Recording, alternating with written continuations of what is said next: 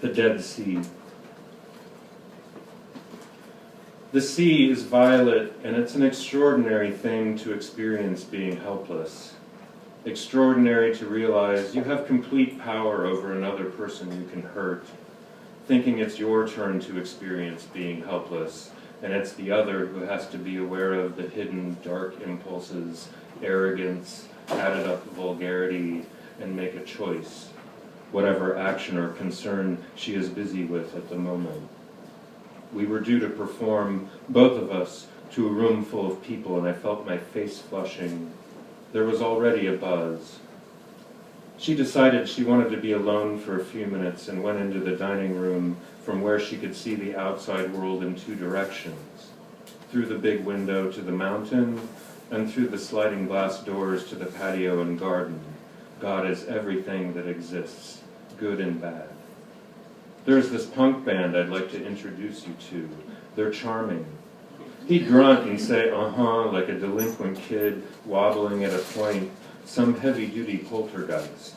I mean, they must have thought we were maniacs. This is America, having to scream, but with your mouth shut, and then it's your turn to experience being helpless.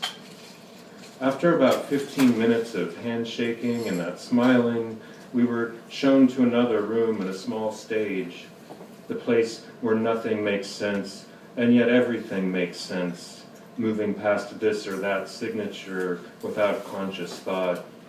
Only the absence of a particular thing in the room will make you notice. And the attention is to those parts of the room which involve whatever action or concern one is busy with at the moment. In the penthouse of the hotel, we were escorted into a room with large windows and a bar where I was able to get a glass of water, and there we met with the people who had come to manage us. Digressions right and left, and I must learn to keep my sense of humor. I wanted to be alone for a few minutes, went into the dining room, but still I could see the blur of his face in the shadows, the shine of hair and beard, the observer keeping track. You've just had your first glimpse of an aspect of my world I can't explain. Of course, I thought all that male bonding was sexy, full of fantasy, and an amusing fellow, cultured to the breaking point. And if it were not so mean to keep pressing the point, last week, when talking of the charming and insufficiently appreciated earth and sky, I permitted myself to moralize, following a cooling bath of beer.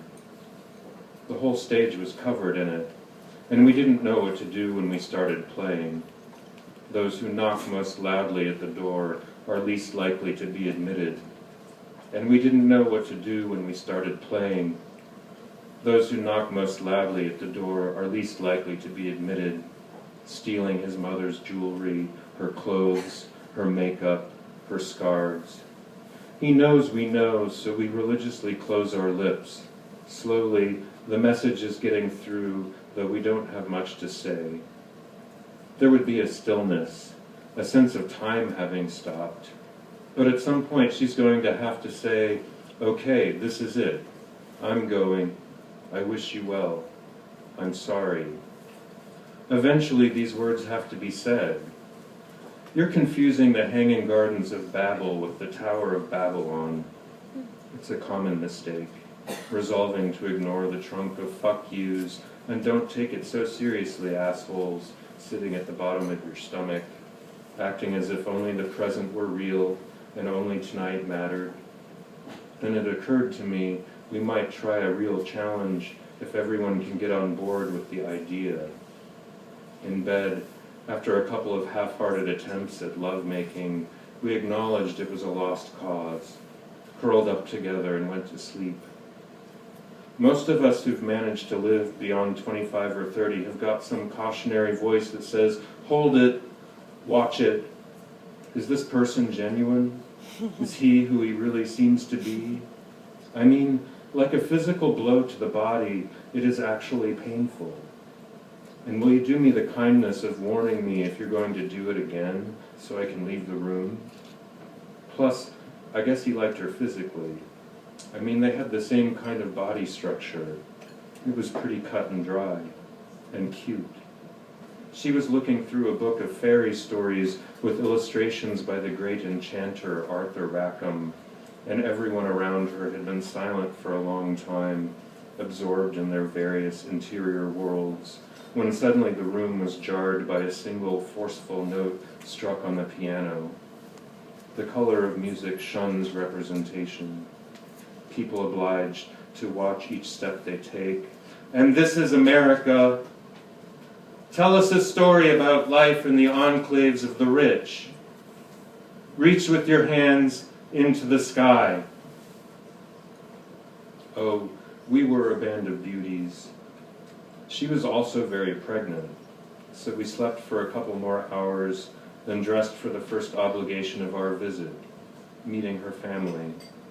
I wore a long, loose, white cotton dress with ruffles, comfortable and relatively graceful glitter.